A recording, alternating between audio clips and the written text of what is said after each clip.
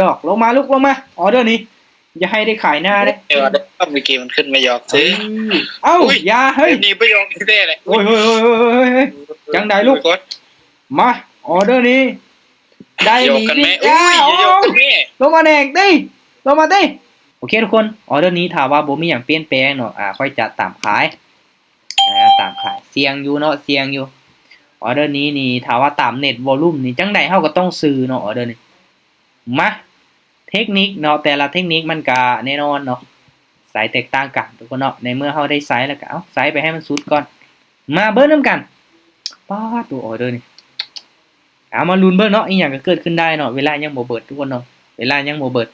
บ่ได้ก็เสีย2แนวบ่ซั่นก็เสมอเฮ้ยลงมาแดงลงมาแดงแดงดิลูกแดงสวยมันต้องให้ขึ้นเสียงนะทุกคนมันต้องให้ขึ้นเสียงมันต้องให้บอกมันจังลงมาเนาะ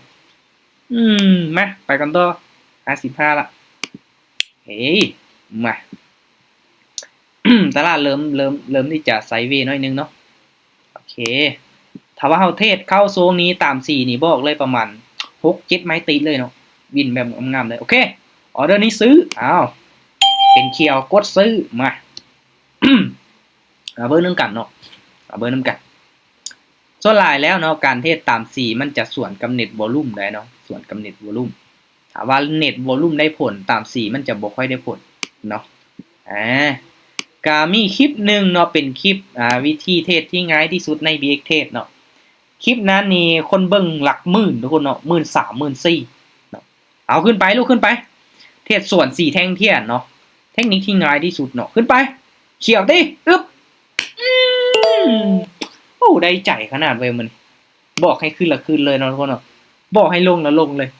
อีกไม้นึงมาอีกไม้นึงได้ถ้าว่าอีกไม้นึงนี่ก็น่าจะได้80ปลายเหรียญเนาะน่าจะตามเป้ามาออเดอร์นี้คลิปนั้นนี่คนเบิ่งโอ้หลักหมื่นเลยทุกคนโอเคขายเด้อขายการเทศที่ง่ายที่สุดใน BX เทศเนาะเทศตาม4แท่งเทียนนี่ก็โคตรง่ายแต่ว่าเดินเงินให้เป็นเด้ออย่าเอาอินเนาะถ้าว่าเฮามีงบอยู่1,000เนาะทุกคนลองคิดบ้างแม่เนาะออเดอร์ทำอิฐนี่เฮาไป1เหรียญเสียละคูณไป2เหรียญเสียละคูณไป4เหรียญ8เหรียญ16เหรียญ32คูณแบบนี้เนี่ยงบ1,000นั่นจะได้อยู่ประมาณ10ไม้ทุกคนคิดเบิ่งเฮาเทศตาม4มันสิพลาดบ่ฮอด10ไม้เฮ้ยแดงมาอ้องบ่ได้ติลืมบอกนะกำลังจับโทรศัพท์มาอัดวิดีโอทุกคนเอาท้ายลงสตอรี่กันจักบาทนะทุกคนเนาะออเดอร์นี้นี่ถ้าว่าวินเนาะถ้าว่าวินเฮาจะได้ตามเป้าเลยเนาะมาตั้งเป้าไว้อยู่ที่ 20% ของต้นทุนหรือว่าประมาณ80เหรียญเนาะออเดอร์นี้เทคนิคของเฮาตาม4แท่งเทียน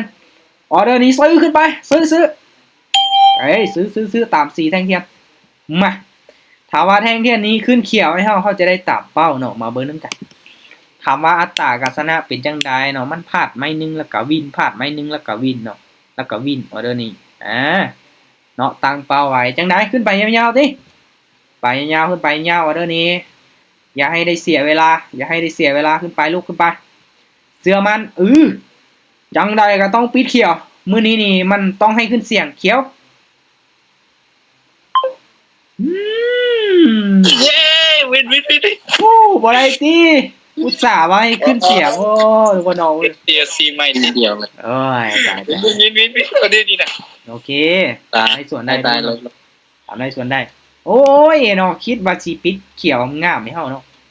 โอเคมาไปต่อนะเห็นบ่ทุกคนเนาะคือที่เว้าเนาะเฮาจะบ่เทศถึงเนาะโอเคไม้นี้คูณเงิน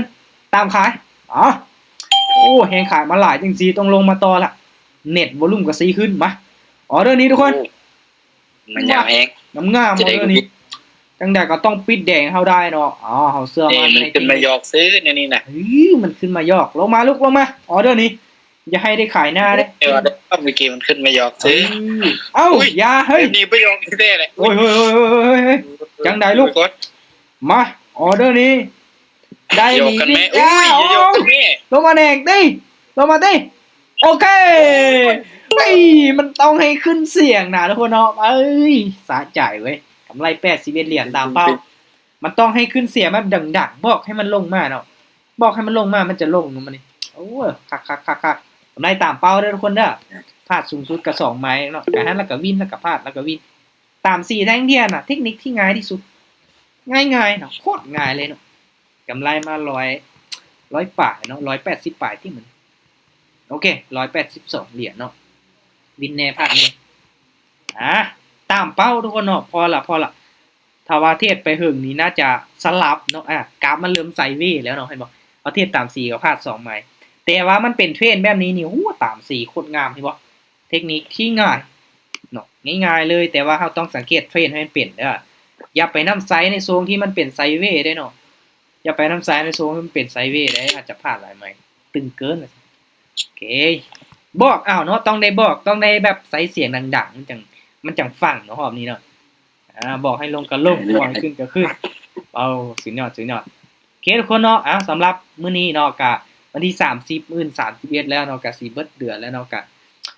ขอเก็บกำไรไปเนาะมื้อละน้อยมื้อละ10เหรียญท้ายเดือนมาก็อาจจะบวกเนาะถ้าว่าเฮาบวกทุกมื้อได้เนาะ สำหรับรอบนี้ทุกคนเนาะก็ไว้เพียงประมาณนี้เนาะเฮาบ่เทศถึงเนาะได้ตามเป้าแล้วกับพักเนาะขอบใจทุกคนที่เข้าร่วมเด้อเนาะตั้งใจเดี๋ยวมื้ออื่นก็สิเอาคลิปถอนลงให้เบิ่งเนาะเอาคลิปถอนลงให้เบิ่งรอท่าติดตามเด้อโอเคบ๊ายบายทุกคนบ๊ายบายสำหรับรอบนี้